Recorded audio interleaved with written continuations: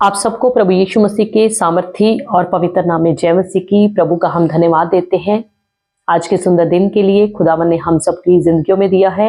आए हम आज के वचन की ओर बढ़े। आज का हमारा टॉपिक है कि किसी का न्याय करने वाले हम खुद ना ठहरें। जी हाँ, हमें परमेश्वर ने कोई ऐसा अधिकार नहीं दिया कि हम किसी का न्याय करें। कई बार हम मसीह लोगों के लिए क्या सुनते हैं, क्या देखते हैं कि वो दूसरों की कमियां ढूंढते ढूंढते खुद अपनी आत्मिकता को खो देते हैं। खुदावंद के प्यारे बच्चों, हमें कमियां निकालने का, हमें किसी की गलतियां निकालने का कोई भी अधिकार नहीं है।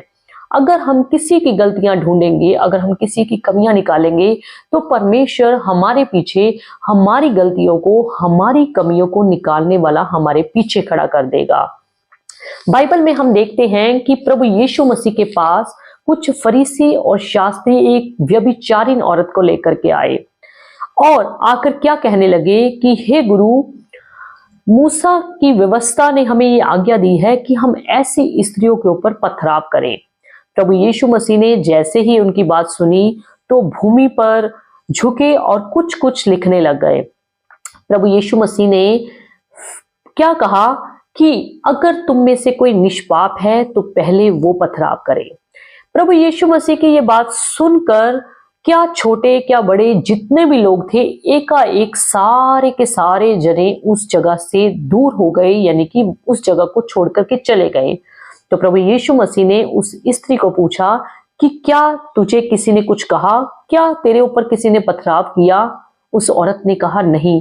प्रभु यीशु ने कहा कि मैं भी तुझे कुछ नहीं कहता, जा आगे से पाप मत करना। हालेलुया। प्रभु यीशु मसीह ने जब ऐसा कहा कि अगर तुम में से कोई निष्पाप है तो वो पहले पथराव करे, प्रभु यीशु मसीह की इस बात को सुनकर सब के सब जने उस जगह को छोड़कर क्यों चले गए? क्योंकि इस संसार में कोई भी ऐसा जन नहीं कि जिसके अंदर गलतियां ना हो, जिसके अंदर कमियां ना हो, जिसने कोई पाप ना किया हो। बाइबल हमें क्या बताती है? अगर हम मत्ती 7 अध्याय उसकी 3 आयत से पढ़े, तो क्यों अपने भाई की आंख के तिनके को देखता है और अपनी आंख का लट्टा तुझे नहीं सूझता? जब तेरी ही आंख में लट्टा है तो तू अपने भाई से कैसे कह सकता है कि ला मैं तेरी आंख से तिनका निकाल दूं? हे कपटी, पहले अपनी आंख में से लट्टा निकाल दे, तब तू अपने भाई की आंख का तिनका भली भांति देखकर निकाल सकेगा। हालेलुया। खुदावंद के प्यारे बच्चों, पहले हमें अपने अंदर की कमियों को देखना है, हमें अपनी कमियों को ढूंढना है और उसको दूर करना है, ताकि हम अपने प्रभु यीशु मसीह, अपने परमेश्वर के योग्य ठहर सकें। कबीर दास जी के दोहे को आप लोगों ने अच्छे तरीके से सुना होगा।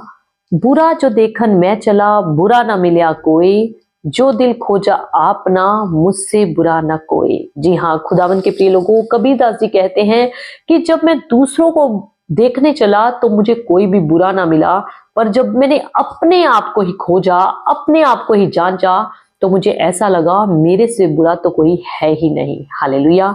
इसलिए खुदावंद के प्रिय लोगों, हमेशा अपनी कमियों को ढूंढे, अपनी कमियों को दूर करें और परमेश्वर के सच्चे भक्त बने, परमेश्वर के सच्चे चेले बने।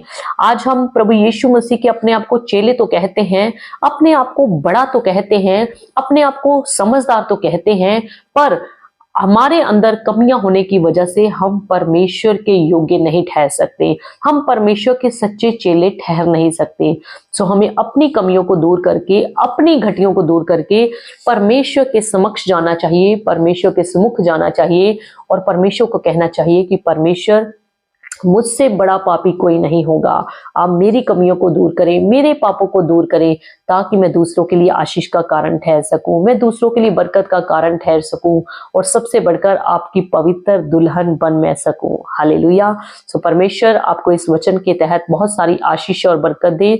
और प्रभु का वचन हमें ये बताता है कि हमें अपने से दूसरों को बड़ा समझना चाहिए। हम दूसरों को तभी अपने से बड़ा समझ सकेंगे जब हम अपनी कमियां ढूंढ करके उसको दूर करेंगे। सो हमें दूसरों की कमियां नहीं ढूंढनी, दूसरों की गलतियां नहीं ढूंढनी, बल्कि अगर किसी की कमी, किसी की घटी के बारे में पता है तो उसके लिए परमेश्वर के सामने प्रार्थना करनी चाहिए कि परमेश्वर, आप उस व्यक्ति की, उस जन की गलतियों को, कमियों को दूर करें, ताकि वो भी जब आप बादलों पे आए तो पवित्र दुल्हन बनकर आपके साथ बादलों पे उठाए जाने वाले बने।